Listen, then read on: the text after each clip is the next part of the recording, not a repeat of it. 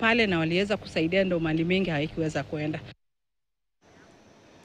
Mbunge wa Gatundu Kaskazini Njoroge Kururia anashinikiza kufungwa kwa shule zote za umma za msingi na za sekondari ambazo zina idadi ndogo mno ya wanafunzi katika eneo bunge lake. Akizungumza wakati wa kutolewa kwa basari katika kijiji cha Kamwangi, mbunge huyo alisema kwamba hakuna haja ya kuendesha shughuli kwenye shule zote zilizo na wanafunzi ama idadi ndogo mno ya wanafunzi, na kutoa wito kwa washikadau wote kuunga mkono hatua ya kuwajumuisha pamoja wanafunzi wote walio katika shule zitakazoathirika kama njia moja ya kuhakikisha rasilimali zinatumika vizuri. Mbunge Kururia anatoa mfano wa shule ya sekondari ya Mbichi ambayo ina wanafunzi 24 pekee.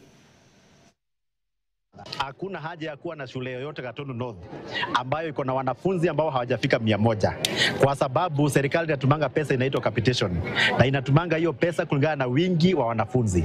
Mkiwa na wanafunzi wachache, pesa kidogo ndio inakuja kwa shule, basari kidogo ndio inakuja kwa shule. Ile kitu mzuri ni kufanya kama St. Joseph the Worker, iko na wanafunzi karibu 1000.